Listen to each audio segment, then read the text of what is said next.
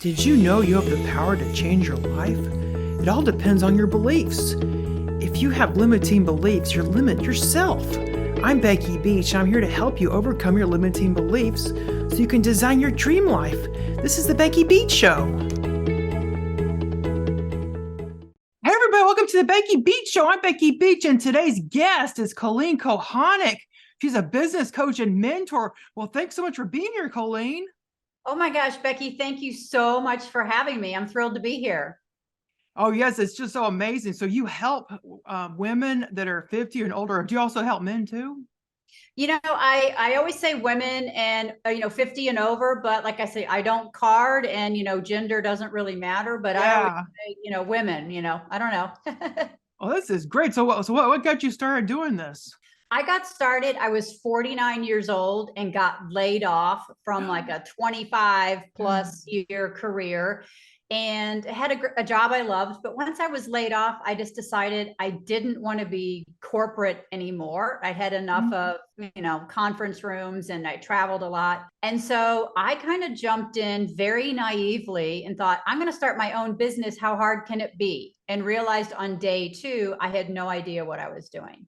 Is how I did it. So I jumped in and took a bunch of courses to learn about this online business space and realized that a lot of the people teaching these courses were much younger than me and really did not understand where I was coming from as what we call a digital immigrant. So I'm 55. Technology came to me during my life versus much younger people where they have never not known technology. Mm-hmm. And we approach technology differently. It's just a fact of life. We can totally do it. But anyhow, I realized in trying to learn how to do this that there was a huge gap in the market. Nobody was really kind of helping women over 50 or digital immigrants. And so I filled that gap after I figured out how to do it. And that's how I got in it. That is just so amazing. Yeah, there is like so many people, 50 and older that just don't know what to do. Like maybe they're retired or maybe they did get laid off, because there's lots of ageism in the workplace. Like a lot of times you won't get hired if you're a certain age. It's really horrible, but it's true. It really happens. It is. Ageism is a huge thing. And another thing, in addition to ageism, is just kind of burnout. Like I talk to people my age, and it's like, I did my career for 28 years. I could do it with my eyes closed. And then I'm just kind of like, I'm kind of done with it. But on the flip side of that, I'm also like, okay, I'm 55. And my audience, like, we live a lot longer now. Like, I have friends who are in their 80s and still doing. I'm like, what are you going to do for those next 30 years, Colleen? Like, you got to do something. And I wanted to make sure that it was something productive that I love doing. And it also, it solves a lot of problems. It solves like financial problems. It sounds like, what's my purpose? Staying productive, like keeping your mind going, keeping your life expanding, like all the things. Like having an online business to me, like, is the solution to retirement. It should be retirement. You should retire into an online business. Yeah, that is so true. Yeah, I do know lots of people in their 70s and they're still doing this business, like they're doing like an online business. Like one particular person I work with, she's like in her 70s. So you can still do this because it's a very low impact business. You're just like sitting down, on a computer if it's an online business, and there's no manual labor or anything like that. You don't have stress of a boss breathing down your neck either. Like that's what I hate. Yeah, absolutely. And what I talked, like when I hear from my audience a lot, one thing that I kind of hear a lot or read between the lines is we get to a certain age when we finally have a lot of stuff figured out. Like not all of it. Like we'll never have all of life figured out, but like we're much more self-aware. Like we've just had many more decades on this planet. We have a lot of experience and we want to keep doing. Like I'm like, this is kind of, I feel like this is the prime of my life now, mentally and intellectually and all those things. I want to keep doing. And my audience is the same. I want to keep going. Oh yeah, definitely. Yeah, yeah. You can't teach an old dog new tricks. Like that's what that saying goes. So you can definitely learn new things if you just put your mind to it. You're never too old to try something new. Because I remember you were saying before we started the call that a lot of people will get laid off from their job, and then they'll have nothing to do. Their kids are gone. So that what do they have for themselves? It's true. Nobody prepares us for retirement or empty nest syndrome. Like nobody talks about, everybody talks about retirement as like, oh, it's so great, you're going to retire. And then like Monday morning you wake up and like, what do I do? Like nobody prepares you for it. And so I think the coolest thing about starting an online business is you can really take almost any idea and turn it into an online business or an online product to sell, like an online endeavor of something. So it's kind of like the sky's the limit. It's just, really your imagination is the only limit. What types of businesses are your clients in, or do you suggest? Well, I always suggest that you do something that really lights you up and gets you excited, because at the end of the day, having an online business, as you and I know, is a business. And so it does take work and effort and commitment. And there will be, sometimes things don't go right. So you want something that, gets you excited. So to get you through those tough times. Now, in terms of what kind of businesses, I really guide my people into digging into, their own past and their own life to find their best business idea. It can be as simple as continuing something that you did in a career, but on your own terms, or, you're being your own boss. Like I've worked with a financial planner who worked for like a big, one of the big firms, and like it was an old boy network, and she was like just done with being the only woman. So she counsels women now financial planning for retirement. So she's continuing what she did before.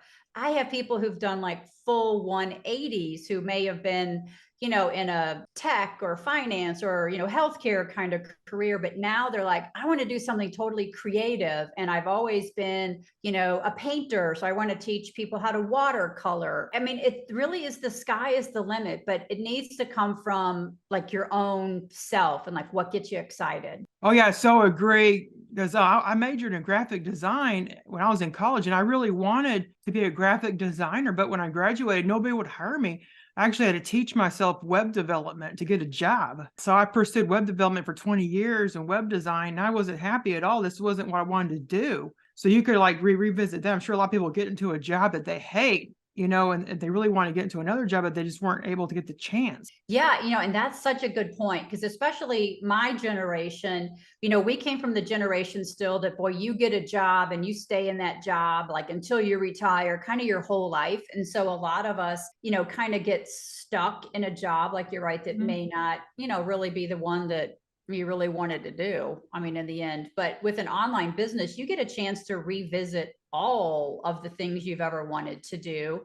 And the cool thing in the online space is, because you can kind of do anything, it doesn't mean like you have to have a degree in it or things like, I mean, obviously some things we want you to have a degree, like if you're a doctor kind of thing. Yeah, right. But I mean, there's so many things out there. Like there isn't a degree in watercolor, but if you know how to do it and you love teaching, you can have an online class. I mean, so it's just really kind of the sky's the limit, and you do get to revisit your dreams. Or we also change over time. Like what I love to do in my 20s, is certainly different than what I love to do now. It might be something that you want to do now. And so it's really, I don't know, I love it. Yeah, I totally agree. But someone out there may think, well, I don't have an audience. Like, how could I sell a course? Like, what do you recommend they do? Yeah. So the first thing you always need is your idea. And the reason you need your business idea is because it's going to determine kind of who your audience is and who you're going to sell this product to. And my recommendation, I'm a firm believer in starting very simply, because with an online business, there can be a lot of moving parts. So I'm always like, start where you're most familiar. So most of my people are on Facebook. I say, start a Facebook page and start talking about the thing that it is you want to do, and talk about it also on your personal profile to see if you can't build an audience of 20, 50, 100 people around the idea of the thing you want to do, because that's going to start giving you some feedback, or if you want to get technical, some data around your idea. And you can also use these, this small audience as a sounding board for, hey, I'm thinking of doing this, what do you think? And then once you have that, go ahead and create a very simple, tiny product. I mean, like, I'm again, simple. I just get in the game and start and sell it to those people. Sell it to those people and make sure that you have a way to get these people onto an email list. Even if you're just saying, hey, subscribe to my email list, which is, marketers will tell you that's not the most ideal way in the beginning, but I'm like, in the beginning, just get started. So have a way to get people on an email list and have, establish a presence for your business on Facebook, start talking about your idea, Mhm. and go from there. Start small, start very, very small. Yeah, I totally agree. Yeah, it's always good to just like don't get yourself overwhelmed and stressed. Just do it, take it one step at a time, like baby steps. And because otherwise you just find yourself like burned out, you know? You find yourself burned out, and in the online space, one of the challenges, what happens is once we get in the online space and we start Googling, how do I do this? And what about this? You're now like pixeled by the algorithms. And so you're now inundated with, no, you need to start a membership. No, you need to be a coach. No, you need to do this. And you get overwhelmed and you wind up doing nothing. So my philosophy is, like you said, baby steps, just get in the game without expectation of, selling $1 million or, that kind of thing. You just want to get in the game and start practicing each thing as you do it along the way, and then add more as you go. Well, I can just hear someone watching this. They're saying, what if I'm afraid to be on video? Like, I want to do a course, but I just don't like being on video. What should they do?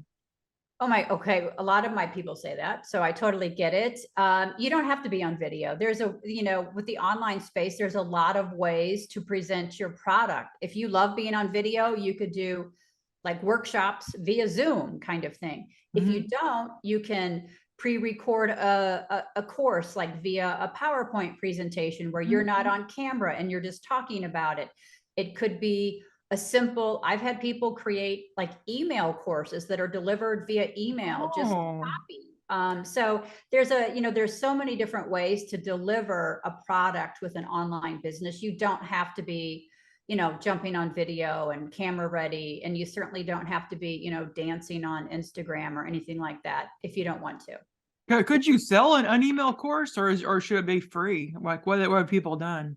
Well, here's the deal. To me, the format is not what is valuable. It's the content that is within, what it is you're selling. So an email course, what I love about email courses is this. Back in the day, and you may be too young to remember this, Becky, but we used to have a thing called correspondence courses that literally you would get like a workbook in the mail. You'd have homework. You'd have to mail it in. Somebody would grade it. And so it's kind of the modern day version of a correspondence course. And so why not? I know my generation, we still, love to read long form content. We're accustomed to reading long form content. I know that has changed a lot. People want really small bites of information and a quick video, but we're readers. Like we grew up reading, boring textbooks that weren't, fantastically designed. So an email course could totally sell 100%. And it's not the format, it's the actual content. And I often think I came out of educational publishing. So I worked we sold textbooks. And when all of those things went digital, like, oh, it's ebook, everyone thought, oh, the price of textbooks is going to drop by like 90% because I don't get a physical book anymore. And we're like, no, the author is still delivering their knowledge. So it's the knowledge or the content that's the valuable part, not necessarily the medium by which you're delivering it. Oh yeah, that's just so true. Yeah, let's talk about like Chat GPT, because have people made courses using that? Yeah, Audience? people can make courses using Chat GPT, which is the new AI, artificial intelligence thing. I am a firm believer that if you have the knowledge in your head of something to sell, something like AI can help you maybe organize those thoughts, but it's not going to replace your knowledge and what you do. It just can't. And fortunately, I mean, there are obviously many people in my generation who are looking at these, AIs and Chat GPT things, but we're not married to it yet. We're not the ones out there creating these Chat GPT courses and going all gangbusters on it. We're still old school. Like, let's sit down and type it out, write it out, create the content. Oh yeah, that I so agree, because I was trying to use Chat GPT to write a blog post today, and it kept spitting out just the craziest thing. Like you have to actually read what it says. 'Cause I bet some people could just copy paste it and put it on their blog, but you actually got to read what it says because it didn't make sense. Yeah, it doesn't make sense. And it really does. It might spit out data and information that is collected from the web, but it Mhm. totally, to me, it misses like the human part of writing and communication. It just can't capture that. So I don't think that's anything that, people need to worry about in terms of creating products or courses. And if somebody wants help to create a product or course, for example, my products, I don't like designing like the PowerPoint that I deliver with the course. So I create, like, I write it up in a Google Doc. You could do it in a Word doc, wherever, you type on your computer. And I hand that over to a designer with some like curriculum design background, and she turns it into a nice PowerPoint slide. So there's so much help out there for the things we don't want to do. But Yeah. you know, you need the knowledge of what it is, like your idea, and somebody else can make it pretty if you want, if that makes sense. So what are some like mindset blocks that your audience usually has that prevents them from getting started? Oh, great. Where do I start, Becky? Where do I start? Yeah. I'm too old. I don't belong in the online space. I have nothing to sell or offer of Mhm. value. Those are probably the three big, and I'm not techie. Those are probably the biggest ones. I'm too old, hogwash. If you're 50, 60, Mhm. 70, you got decades ahead of you still. How are you going to spend that time? The online space is for everybody, even Yeah. though I'll admit, like, it's easy to see like Forbes 30 under 30 kind of thing. And it gets a little depressing. Like, where's the 50 under 50 Yeah. and 60 under 60? But we're Yeah. out there. We're out there. And so we totally belong in the online space. And then in terms of like what you have to sell, it's physically, universally, whatever, impossible to not be on this planet for 5+ decades and not have something of value to offer to an audience who needs it. It's just impossible. Like, that's like my superpower. I can sit down with somebody for like 3 minutes and be like, okay, here's your idea. Like, here's what you need to sell, kind of Oh, thing. excellent. Yeah, you're Yeah. so right. Because the people that they're like 50 and older, like they have been around a really long time. So they have collected a lot of awesome, ideas and skills, and so they're not capable of actually doing this. Like anyone can really do it. 100%. And I would say like one like thing I'm always having to like bust the myth is, I think my generation, we often think of, when we say online business, we think of something really permanent, like a Mhm. brick and mortar, and I got to get a lease and equipment and employees, and it sounds very permanent and big and Yes. risky. Whereas an online business can be one simple digital product that you sell online, and if in 6 months you decide, you want to pivot or do something different, it's really easy to do so. So there's very low barriers to entry with the online space. It's not as permanent as we sometimes think that it is. Yeah, I have found that a lot. So what's like some next steps that someone can take that's listening, like what they can do today, to get started? Well, I mean, what I would say, and this is how I literally started my first business, is sit down and write 3 lists. Everything you absolutely love to do, everything you are really good at doing, and things you absolutely do not want to do ever again as long as you live. And Yeah. we all have those things. And then what I want you to, and I want you to do that without censoring. I don't want you to think, well, I could never, teach French online. Mhm. I don't want you to think that. I want you to start just really letting yourself dream with the expectation that anything can become an online business, but we have to start getting the ideas out on paper. Once you get your list, and I also want you to dig into, like, look at your calendar. Like, what have you been doing for the last year? How do Mhm. you spend your free time? What do people ask you to do all of the time? What do people assume you're going to be the one to do? Like, maybe, oh, ask Becky to plan the family reunion. She's done it Mhm. every year for the last 10 years. I mean, Yeah. that is a course, how to plan a family reunion, kind of thing. But I want you to start with these lists because I want you to get your brain percolating without censorship. And I don't, there's no crazy idea. Put it all down. Once you get your I love to do and I'm really good at list, I want you to start seeing, are there combinations there? Mm-hmm. Like, I love to teach. I'm really good at speaking French. Could I teach people how to speak French? I've had I've had a dog trainer who started an online business, how to introduce your brand new baby to your family dog, like when you bring them home. That's yeah. So the sky is kind of the limit, but you got to start getting your ideas going, and then, start thinking of combinations of it. And then, once you have that little idea, you're kind of ready to jump into the pot. Start a Facebook page, call it something simple like dogs and babies, like beginner French, like don't be clever. Like you want people to find you, and just start talking about why you love this topic, what's important about this topic, and just start practicing talking about this idea on Facebook.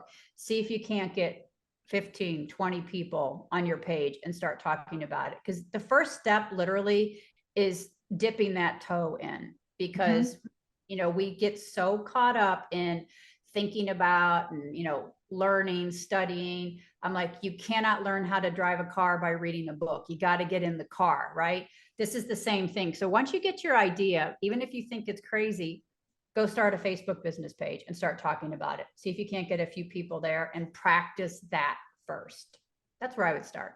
No, that's such great advice. Like, well, how do people handle naysayers? Because what if you have a spouse or your family saying, "Oh, you should be retired. Like, what are you doing? Like, what would they do?" Yeah, I had that. My husband was not a huge proponent when I was laid off of starting my own business. He was much more like, get a job, get a real job. Like, yeah. And here's where I am with that. We get to a certain age, our life is our own, and it's up to us to create a life that we love and gets us excited. As long as you're not harming anybody in your family or whatever, it's not really there. It's not really there for them to say no, like you should retire. To me, that's somebody else who is looking at you like, oh my gosh, I wish I could do that too, but I'm too afraid. And you're doing it. So, that's probably like a whole podcast unto itself. It will happen. People will be jealous. They'll be insecure about what they're not doing and see you doing. Yeah. To me, it's like, stay the course. It's your life. You only get one of them. So do what it is you love to do. Yeah. Yeah, I so agree. So how can people find you online to learn more about what you have to offer? Well, I was going to say easily, but they can find me at ColleenKochannek.com. And I'm sure we can put a link there because it's not like my name's easy to spell. So you can find me at ColleenKochannek.com. It's also my Facebook page. They can find me there and we can start the conversation there. So Colleen, I understand you have a freebie to offer my audience. I do. I created a freebie that is called 7 Things You Absolutely Need to Start Your First Online Business After 50, and several that you don't, but you think that you do. And you can find that at ColleenKochannek.com/need. Okay, that's great. I'll have the link in the show notes. Well, this has been so great. I'm just so grateful that you're able to come on today. I know you're really busy. So again, everybody go to mombeach.com/podcast to learn more about Colleen Kochannek. All of her website, you can learn everything you need to know about her. Well, thanks so much again for being here. Thank you, Becky. This was great. I love spending time here. Okay, great. Well, have a great day, everybody. Goodbye. Thank you so much for listening to the Becky Beach Show. Please go to mombeach.com/podcast to learn more about my podcast and for show notes. If you want a 2022 free printable goal planner, please go to mombeach.com/subscribe. I hope you enjoyed today's episode. Have a great day. Goodbye.